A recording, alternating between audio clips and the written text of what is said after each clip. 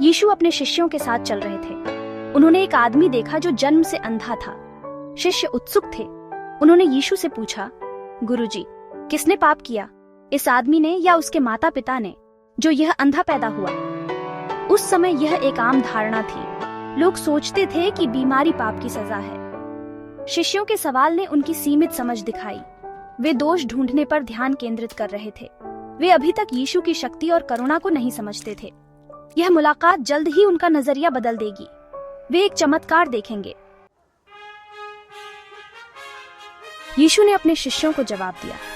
उन्होंने कहा, न तो इस आदमी ने और न ही उसके माता पिता ने पाप किया है, लेकिन ऐसा इसलिए हुआ ताकि परमेश्वर के काम इसमें दिखाई दें। यीशु ने ध्यान दोष से हटाकर उद्देश्य पर कर दिया।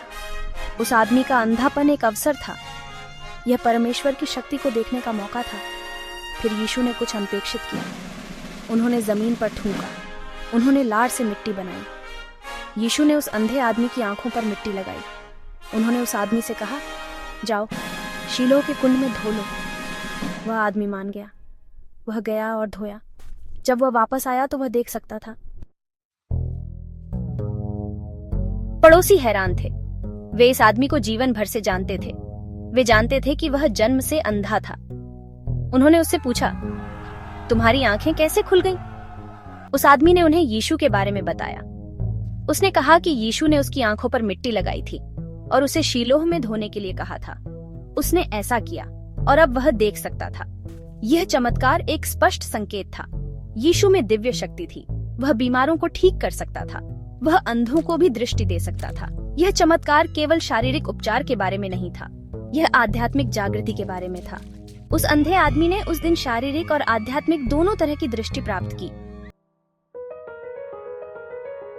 अंधे आदमी की कहानी हमें एक शक्तिशाली सबक सिखाती है। हमें जल्दी से किसी को जज नहीं करना चाहिए। हमें यह नहीं मान लेना चाहिए कि हम लोगों के दुखों के कारणों को जानते हैं। इसके बजाय हमें परमेश्वर की योजना पर भरोसा करना चाहिए। हमें करुणा और प्रेम दिखाने के अवसरों की तलाश करनी चाहिए। अंधे आदमी का विश्वास प्रेरणादायक है। उसने बिना किसी हिचकिचाहट के यीशु की आज्ञा मानी। वह गया और शीलोह के कुंड में धोया। उसके विश्वास को पुरस्कृत किया गया। उसे दृष्टि का उपहार मिला। यह कहानी हमें याद दिलाती है कि विश्वास के साथ परमेश्वर के माध्यम से सब कुछ संभव है।